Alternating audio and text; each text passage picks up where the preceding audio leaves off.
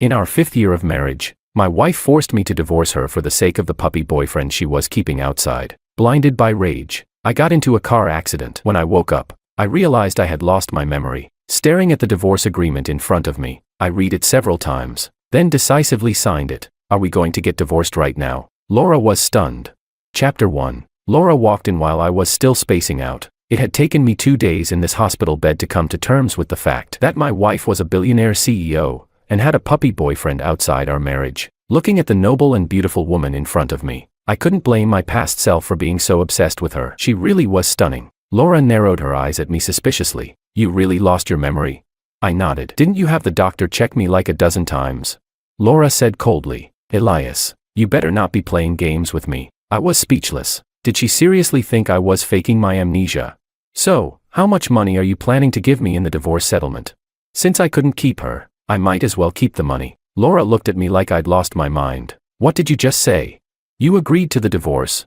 It wasn't hard to understand her shock. Word had it that before the accident, I was madly in love with her. Just days ago, when she mentioned divorce, I was still on my knees, crying and begging her not to leave me. And now I'd not only agreed to the divorce, I was negotiating for money. I let out a sigh. Fruit that isn't ripe won't taste sweet no matter how hard you try to pick it. If you don't love me anymore, there's no point in forcing it. Let's get divorced. I used to be a food delivery guy. 5 years ago, while on a delivery, I happened to run into 2 thugs trying to harass Laura. I stepped in and saved her. It was love at first sight for her. I fell hard too, and we got together quickly. Not long after, I found out she was an absurdly wealthy CEO. Knowing that I, a broke nobody, didn't deserve her, I tried to break up with her, but Laura refused. She even said I was the only man she'd ever love in this life. Her parents, on the other hand, looked down on me and didn't want their daughter marrying a poor loser. To marry her, I had no choice but to become a live-in son-in-law in the Lin family. But then Laura changed. She started staying out late, grew distant,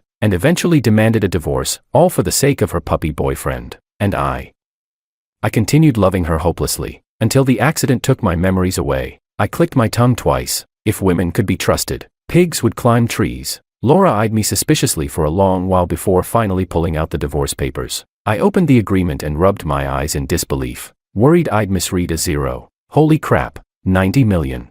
I was rich now. Tears welled up in my eyes as I looked at Laura, too overwhelmed to speak. Babe, any chance you could round it up, make it an even 100 million?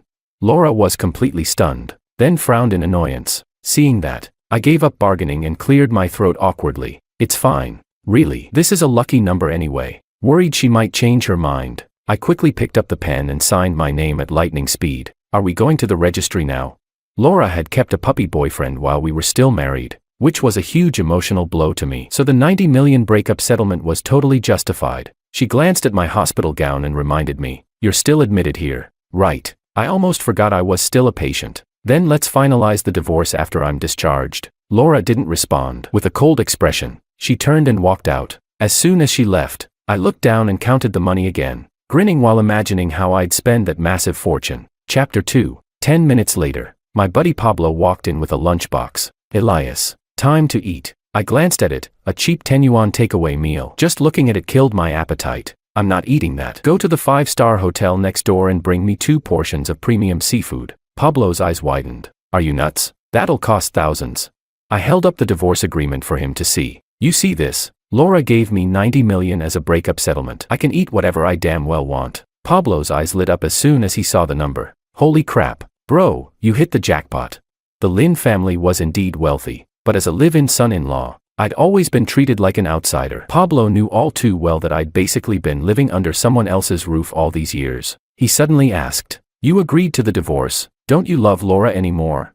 Pablo and I were tight. He knew how I used to feel about Laura, but now, I had amnesia. Naturally, I felt nothing for her. To me now, she was just a stranger. No, more accurately, my sugar mama. Besides, when there's that much money on the table, love isn't even worth mentioning. I waved my hand. Women are like clothes. Now that I'm rich, I can find whatever style of wife I want. Why hang on to someone whose heart was never with me to begin with?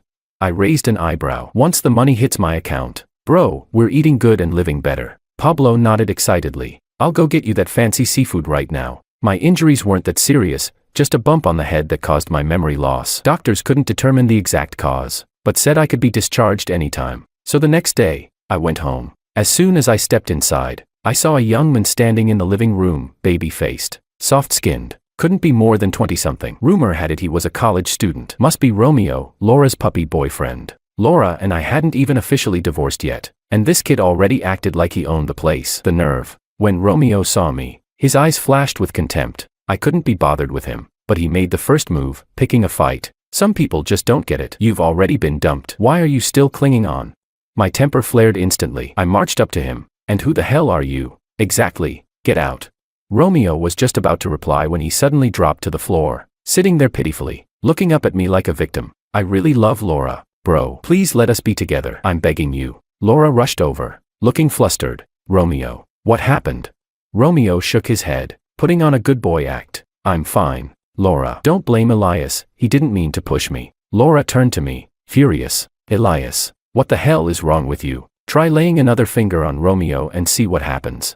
The blatant favoritism was impossible to ignore. Even though I'd lost my memory, it still stung to know that after 5 years of marriage, Laura would treat me like this, all for another man. I lowered my gaze, then noticed the Hermes bag in Laura's hand, and instantly thought of the 90 million. Suddenly, my mood lifted. Laura, let's go get the divorce finalized right now. Laura froze. You've really thought it through?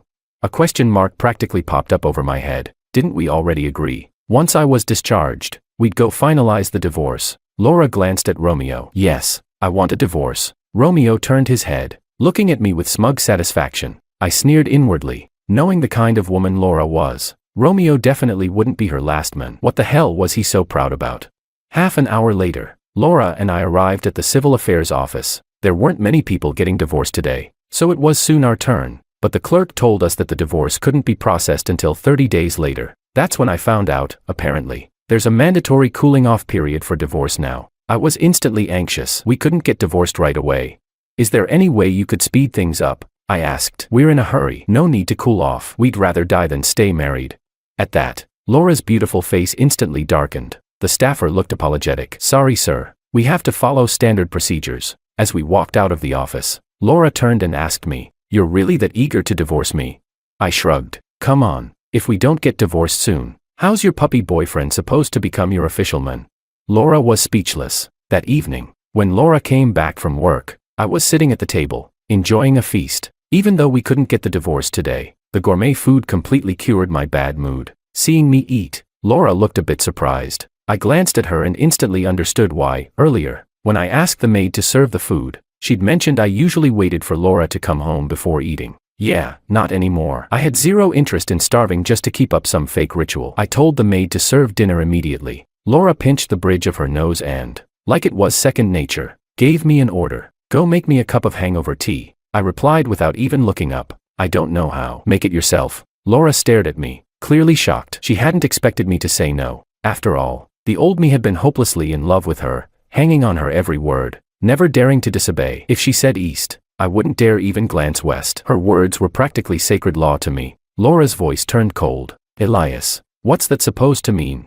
Chapter 3. I hadn't planned on responding to her, but then I remembered we were still in the divorce cooling-off period. She could change her mind at any time and refuse to go through with it. To avoid any unnecessary trouble, I got up and went to make her the hangover tea. Laura took a sip and frowned. This doesn't taste right. I rolled my eyes. I told you, I don't know how to make this stuff. Laura looked at me thoughtfully. You really don't remember anything about us? Since I woke up, she's asked me that same question like 800 times. At this point, she might as well cut my skull open and examine my brain herself. Nope, I said. I don't remember a thing. Laura pressed her red lips together, looking a little disappointed. She had just turned to head upstairs when I called out to her. She glanced back at me, her expression shifting ever so slightly. But all I said was, after the divorce, can I take the suits, watches, shoes, and all that from the walk-in closet with me? I had zero emotional attachment to Laura anymore, but those luxury items she gave me, absolutely worth keeping. Even if I didn't wear them, I could flip them on a resale site and make some serious cash. Laura's face immediately turned even darker. Do whatever you want, she snapped before stomping upstairs. In the days that followed, Laura seemed insanely busy, out early, back late. I knew she was busy dating Romeo. I didn't mind. Being alone suited me just fine. The moment the cooling-off period ended, I called Laura, and we finally got the divorce certificate without any further hiccups. At the same time, I got a notification the money had hit my account. Seeing all those zeros, I couldn't stop grinning. Even Laura looked more pleasant now that I was rich. If there's nothing else, I'll be heading out, I said. Laura gave me a strange look, maybe because I was smiling so brightly. Still, she said, I'll give you a ride. I pointed to the electric scooter on the curb. No need. Pablo's giving me a lift. Before she could say anything else, I hopped on the scooter with Pablo and rode off. It was dinner time, so we found a roadside food stall nearby. I ordered a whole table's worth of dishes. While we waited for the food, I looked down at my phone. Pablo thought I was wallowing in sadness. He patted my shoulder in comfort. Bro, if you want to cry, just cry. No need to hold it in. I'm a guy too. I get how you feel. I looked up, confused. Why would I cry? With this kind of money, I can find a wife who's way prettier and way nicer than Laura. You mentioned there's a new bar that opened nearby, right? Pablo nodded. Yeah, just opened recently. I perked up instantly. Are there a lot of hot girls there? That night, the bar was buzzing with energy. Pablo and I sat in a booth while a pretty hostess gave me a shoulder massage as I sipped my drink. Suddenly, I spotted a tall, curvy woman strutting toward us. Pablo leaned in and whispered, "That's Jessica Koo, Laura's arch-nemesis. Miss Koo herself. You used to argue with her all the time because of Laura." Jessica stood in front of me, arms crossed. "Elias, aren't you afraid I'll tell Laura about you partying in here?" I shrugged. "We're divorced. She can't control what I do anymore." Jessica blinked in surprise. "You actually divorced her?" Before the accident, I was known for being a total wife guy, the type who'd never step foot in a bar, let alone flirt with women in one. Before I could answer, Pablo spoke up for me. He had a car accident not long ago, total memory loss. Jessica gave me a thoughtful look after hearing that. She kept staring at me intensely. I started feeling a little nervous and leaned over to whisper to Pablo, "Dude, did I, have a thing with her before?" Pablo nearly spit out his drink. "I have no idea." I raised an eyebrow. "Probably not. I mean, I used to be head over heels obsessed with Laura. No way I'd have eyes for anyone else." Jessica didn't stick around long. She turned and went off drinking with her girlfriends. A few minutes later, Pablo got a call and said he had to head home for something urgent. I left the bar too, but I didn't go back to Laura's villa. Instead, I took a cab to a hotel and booked the presidential suite for the night. Half asleep, I heard the doorbell ring. I got up to open the door. The moment it opened, a woman's figure lunged straight at me. Chapter 4. It was Jessica. What was she doing here? She wrapped her arms around my neck, staring straight into my eyes. Her lips moved softly as she called out, "Elias." The scent of alcohol on her told me she had definitely been drinking. "You looking for me?" I asked. Jessica nodded. "Yeah." No sooner had she spoken than she kissed me. I was completely stunned. What the hell was going on? My tipsy brain instantly sobered up. Snapping back to my senses, I quickly pried her hands off me and stepped back, putting some space between us. "Jessica, you." Before I could finish my sentence, she suddenly closed her eyes and fainted right into my arms. I reached out and caught her just in time. The next morning, I was woken by shouting, "Elias, Elias." As soon as I opened my eyes, I saw Jessica lying beside me. She was smiling sweetly at me. "You need to take responsibility for what happened last night." I immediately sat up, explaining, "Nothing happened. Don't get the wrong idea." She had clung to me the entire night and refused to let go, so I had no choice but to let her sleep in my arms. But I never laid a finger on her. Jessica, however, acted like she didn't care about the facts. She reached out and hugged me tightly again. "I don't care. I want to be with you. I want to be your girlfriend." My eyes widened. I was genuinely shocked. She had a crush on me. Seeing that I was speechless, Jessica poked my chest and pouted. "Elias, haven't you noticed that I like you? I waited so long for you to finally divorce Laura. I'm telling you, you can't break my heart again. Got it?" Jessica was definitely beautiful, and honestly, more pleasant than Laura, but this was only the second time I'd seen her. Things were moving a little too fast for me. I licked my lips. "I don't remember anything from before. You should at least give me some time to get used to things. Let's start as friends and see how it goes." "Okay." Maybe she thought I made a fair point, because Jessica loosened her grip. "All right." She tilted her head and smiled at me. "Then take me out for breakfast right now." Looking at that smile, I couldn't help thinking, damn, this girl really is cute when she smiles. All right. After breakfast, I finally saw the young lady out. Not one to waste time, I immediately returned to the villa. As soon as I walked in, I saw Laura eating breakfast. She looked up at me with a cold expression. "You didn't come home last night. Where were you?" I replied casually, "Out with a friend." The money had already landed in my account, so I no longer had to watch her moods or walk on eggshells. I headed toward the stairs. "I'm going up to pack my things." "Elias." Laura stopped me. "You can keep staying here if you want. You don't have to move out." I looked at her, surprised. What was she playing at? But I was in no mood to try figuring out her intentions anymore. We're divorced. Living here wouldn't be appropriate. I'll move out. And with that, I went upstairs. I had a lot of stuff, expensive stuff, so it took me the whole morning to finish packing. I bought a luxury penthouse, fully furnished and move-in ready, and moved in immediately. Once I was settled, I dragged Pablo with me to a luxury car dealership. I bought 2 Mercedes, one for me, and one for Pablo. He was over the moon and said the luckiest thing he ever did in life was becoming friends with me. After that, my life became easy and carefree. With money in the bank, I was living the dream, eating, drinking, and partying every day. But after a while, it got boring, and I started thinking about getting a job. When Jessica heard I was job hunting, she called and asked me to come work for her, as her assistant. I figured an assistant job sounded pretty chill, so I agreed. The next day, I started working at her company. Chapter 5. Jessica didn't give me any hard tasks, just making her coffee, eating out with her, and otherwise letting me do whatever I wanted. Life was pretty good, honestly, easy, relaxed, and totally stress-free. On Friday night, Jessica asked me to accompany her to a dinner meeting. When we entered the private dining room, she had me sit next to her. Several company execs at the table turned to look at me and started gossiping. Chairwoman Koo, isn't your assistant the ex-husband of that woman from the Lin family? You've got it wrong, it's former husband. He got dumped by Laura, and now he's chasing after Chairwoman Koo like a little simp. No wonder he looked familiar. I heard he used to deliver takeout. They mocked and ridiculed me like it was sport. If it weren't for Jessica, I would have flipped the table and walked out. But the next second, Jessica stood up and slammed her wine glass onto the floor. She shouted, "Elias is my boyfriend now. You all better show him some damn respect, or I'll make sure you regret it." I didn't expect Jessica to stand up for me like that. I'd be lying if I said I wasn't moved. As soon as she said that, the table went dead silent. The execs looked at each other awkwardly before forcing smiles at me. "Elias, we were just joking around. Please don't take it seriously." I gave a faint smirk. The Koo Group was a top-tier company. They obviously wouldn't dare offend Jessica. I was just about to respond when I caught a glimpse of someone at the door. It was Laura. She didn't look happy. She must have overheard what was said. But honestly, I couldn't care less. An hour later, dinner ended. I helped Jessica out of the restaurant. "I told you not to drink so much. Now you can't even walk straight." She was practically leaning her whole body on me, giggling like a fool. "Well, I've got you with me, so I feel totally safe." I looked up and saw Laura standing a few steps ahead. I tried to walk around and ignore her, but she called out to me, "What's going on between you and Jessica?"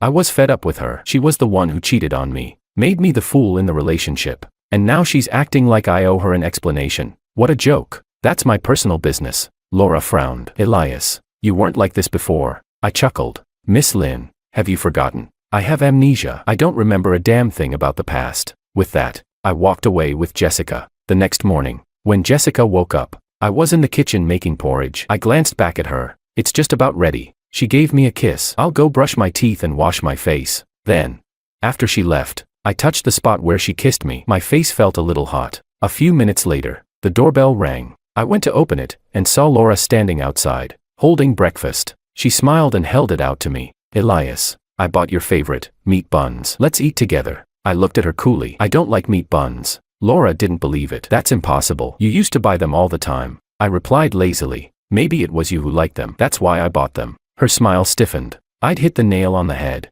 Even if I didn't remember the past, I could still tell Laura didn't marry me out of love. It was just a fling, a novelty. Girls like her, rich and spoiled, had probably never seen someone as broke as me. I was just a phase, and once the excitement wore off, so did her interest. Chapter 6. Elias, are you still bothered about Romeo? Don't worry. I've already broken up with him. There's nothing to be bothered about. You can be with whoever you want. It's none of my business. I don't believe you. Laura stared at me. Elias, you love me. You're just like this now because you lost your memory and forgot our past. I let out a cold laugh. What past? The one where you cheated on me and kept a puppy boyfriend while I kept forgiving you, hoping you'd come back.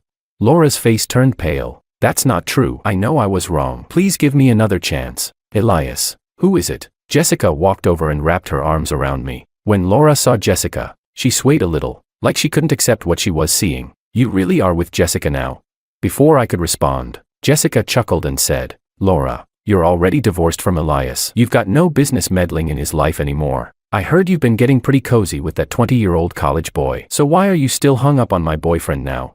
Laura bit her lip. Her eyes locked on me like she was waiting for me to deny it. I looked at her calmly. You've seen it for yourself. I'm doing just fine. If you have nothing else to say, please leave. Don't come bothering me again. Laura froze. You think me coming to see you is bothering you?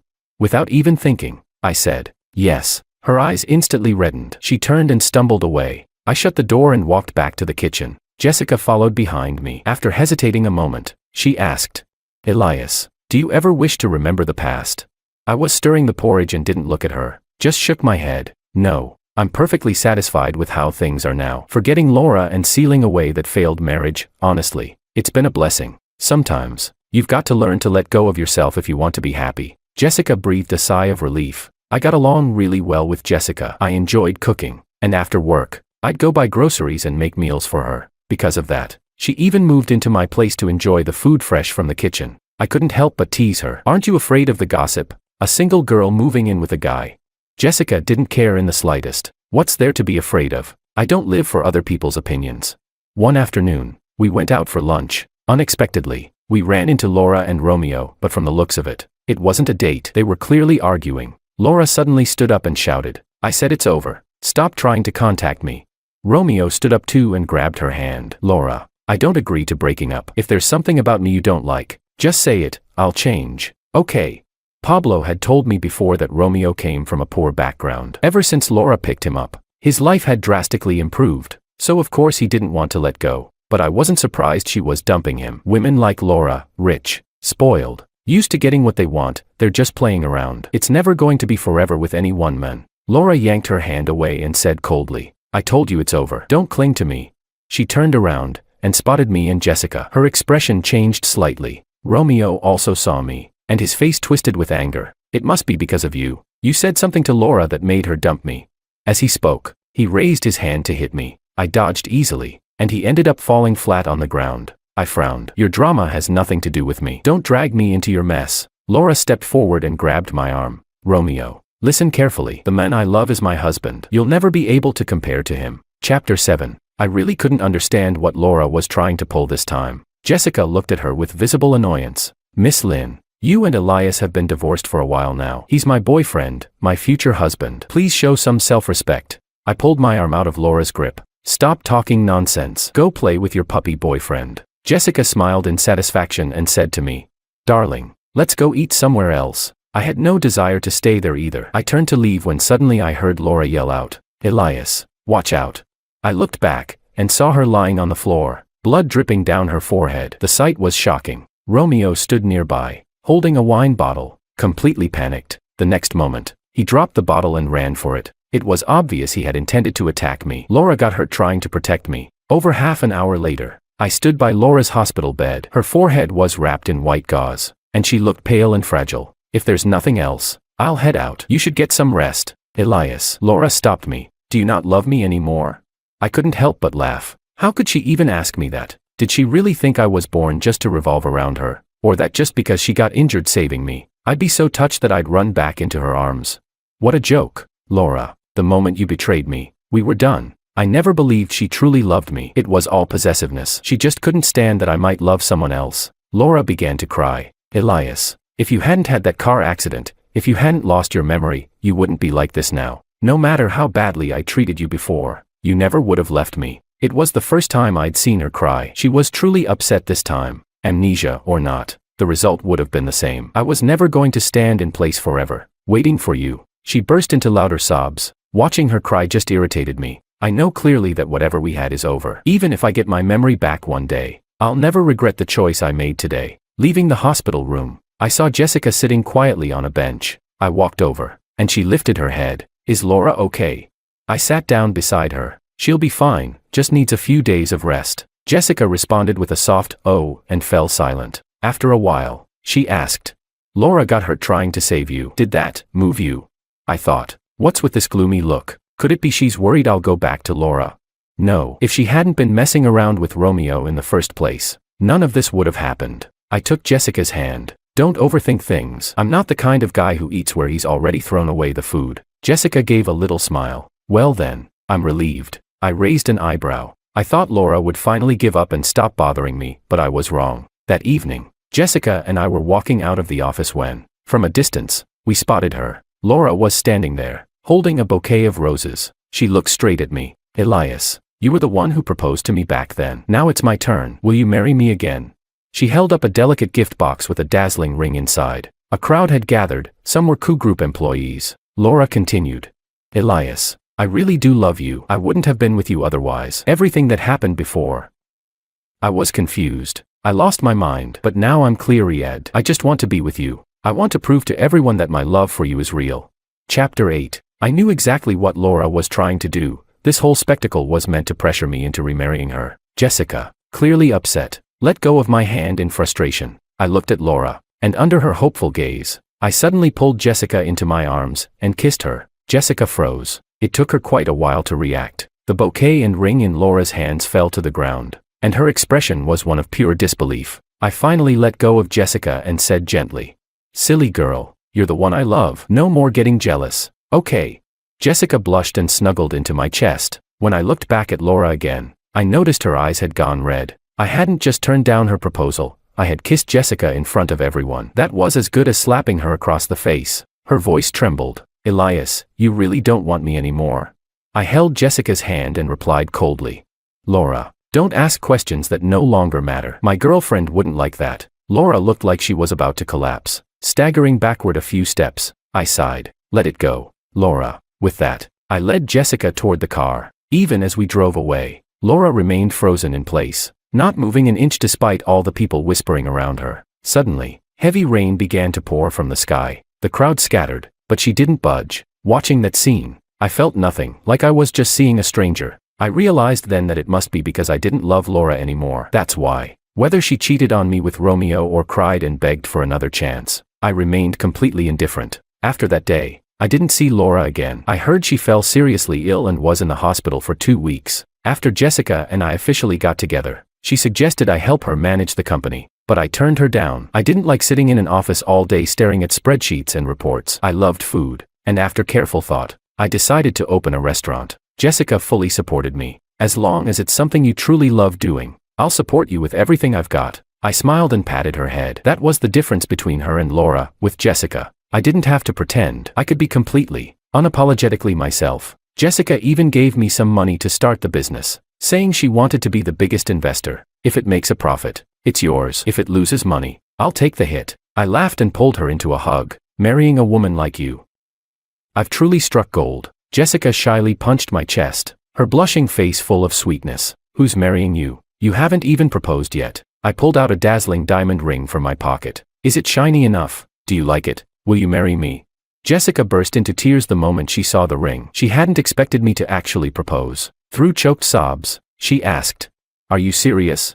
I slipped the ring onto her finger, wiped away her tears, and whispered dotingly, "Of course, I want to marry you, be with you forever." Jessica threw her arms around me. "I love you." When her parents found out about us, they didn't object or look down on my background. Quite the opposite, they treated me with respect, even like their own son. 2 months later, Jessica and I held a grand wedding. As she walked toward me in her wedding gown, I was overwhelmed with emotion. My eyes burned. It turns out that marrying the woman you love really can make a man cry. The internet wasn't lying. I took her hand in mine, our eyes locking in a gaze full of understanding. We both smiled instinctively. "My wife, I love you." And just like that, I caught hold of the happiness that truly belonged to me.